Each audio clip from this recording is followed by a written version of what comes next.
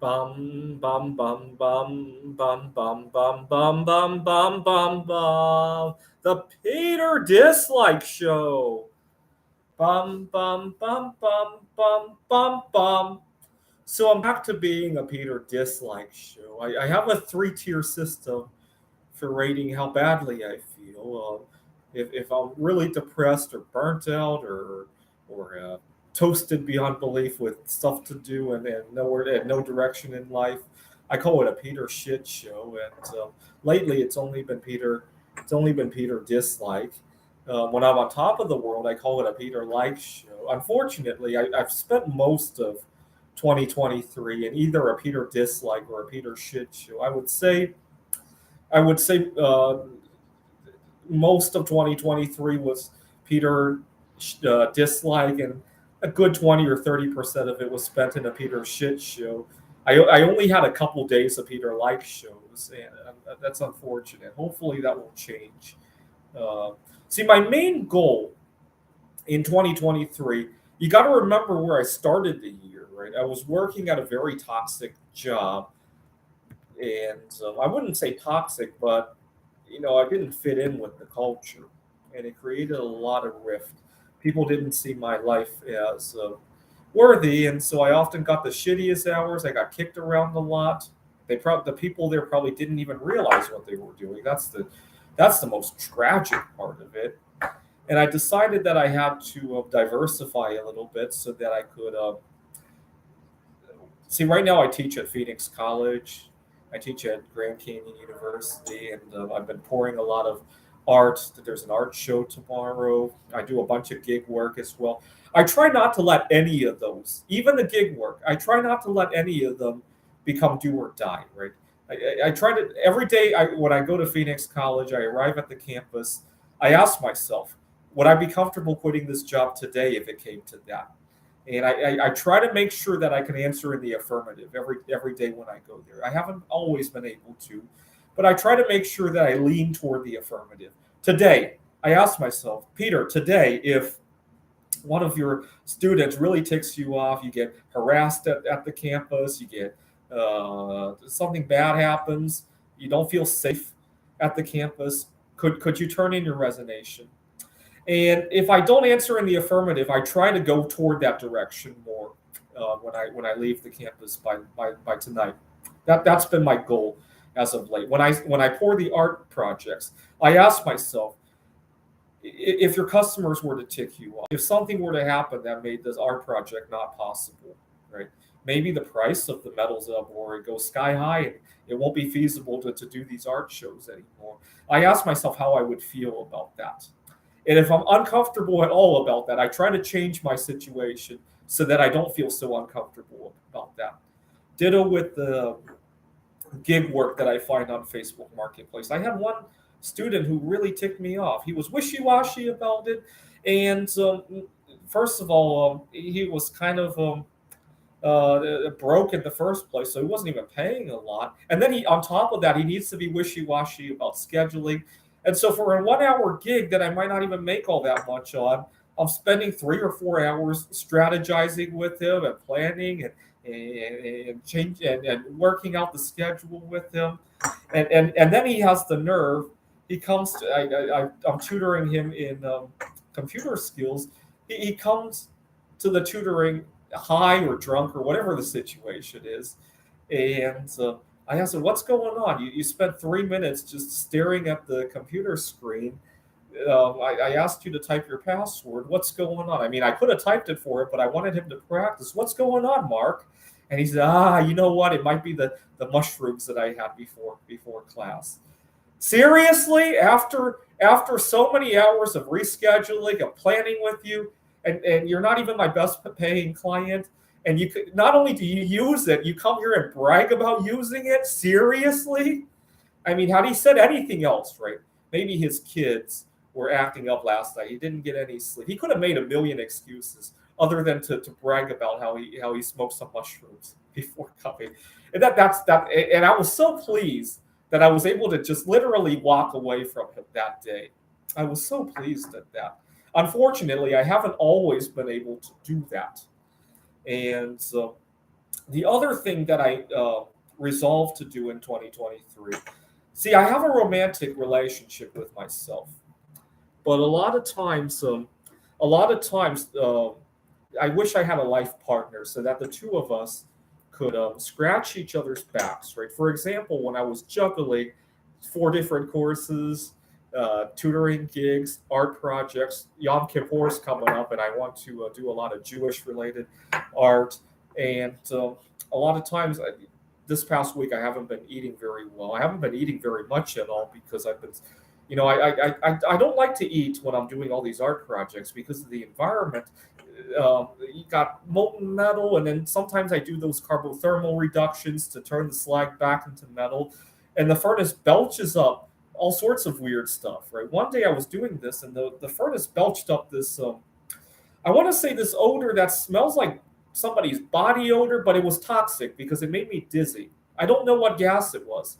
I can't seem to find any literature on what odor might smell like sweaty socks and make you dizzy. And so the last thing you want to do when your kitchen is full of gases like that and zinc and maybe even lead sometimes, the last thing you want to think about is to eat. And that's why I've been thinking about making a life partner in my life, even though I hold my romance toward myself.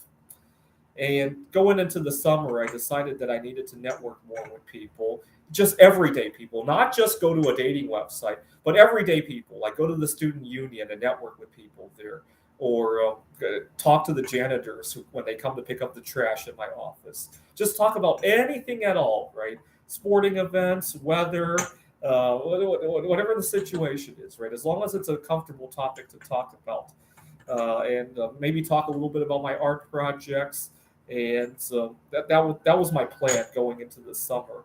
It was going to be a summer of love, right? I have a romantic relationship with myself that I then go out and share with everybody that I'm networking with. I was thinking of it as a summer of love. Unfortunately, Taylor Swift was right. It was a cruel summer, not a summer of love. And as a result of, I got very burnt out trying to network with people, along with doing. Remember, I make it a rule that I shouldn't take on a job that I cannot quit at a moment's notice if I needed to, right?